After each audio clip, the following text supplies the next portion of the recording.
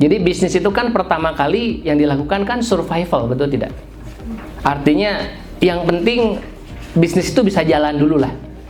Ownernya bisa makan, timnya bisa makan, kemudian operasionalnya juga tertutupi, betul ya? Kira-kira yayasan begitu juga nggak, Bu? Iya. Apa sekarang masih cari makan? Nggak lah ya.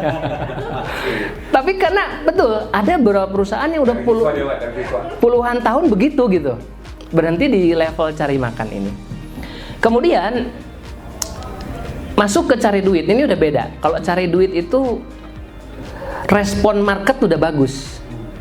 Respon market sudah bagus. Mungkin kalau umuhan itu udah banyak pasiennya, mungkin nolak-nolak pasien karena terbatas bednya misalnya. Itu sebenarnya udah cari duit itu.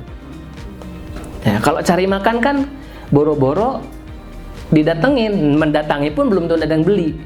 Gitu. Kan sama, mau sekolah, mau pendidikan, mau bisnis apapun kan awalnya kita harus memperkenalkan diri dulu, Pak. Kemudian nanti direspon, kalau produknya bagus, maka orang akan datang berduyun-duyun gitu. Nah, cari duit. Intinya cari duit itu sebenarnya adalah fase di mana ketersediaan kita terhadap produk lebih sedikit dibandingkan pesanan ke kita. Nah, ini kita sebut cari duit. Nah, lama-kelamaan kita pasti akan bangun sistem, Bapak Ibu, betul ya? Betul. Bangun sistem, ya, karena bangun sistem itu sebetulnya menjaga kestabilan. Ya, artinya kita mulai bicara di satu sisi harus efektif.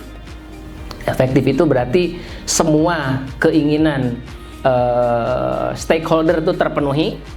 Ya, produknya bagus, layanannya prima, itu kita sebut sebagai efektif. Kemudian, tapi harus efisien. Gitu ya, efisien itu berarti hemat secara resources. Nah, kita mulai membuat aturan tuh. Nah, termasuk di dalamnya adalah membangun keseluruhan sistem tata kelola keuangan, tata kelola SDM, tata kelola market, sampai kepada operation. Nah, itu kita sebut sebagai cari sistem. Nah, kemudian, tahapan yang keempat kita sebut cari talent, Pak. Nah, cari talent ini bukan nyari karyawan, tapi kita mencari para pemimpin, ya, cara pemimpin. Artinya kalau dulu kita itu mengelola bisnisnya sendirian, kitalah leadernya, tapi lama-kelamaan capek juga tuh, Pak. Mau nggak mau kita mulai cari manajer. Itu kita sebut sebagai cari talent. Ya, jadi sistem dulu baru talent, jangan talent dulu ke sistem. Kenapa begitu? Karena kalau talent dulu ke sistem, nanti kita akan bergantung ke talent, bahaya. Gitu, sistem dulu yang kita bikin. Kita baru melepas bisnis ke orang lain kalau kita sudah punya sistem dulu. Nah, sistem itulah kemudian cari talent yang menyempurnakan sistem itu.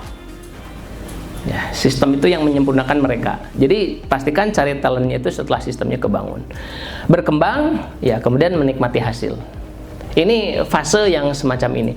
Ini tidak terlepas apakah nirlaba ataupun laba, ya. Prinsipnya sama.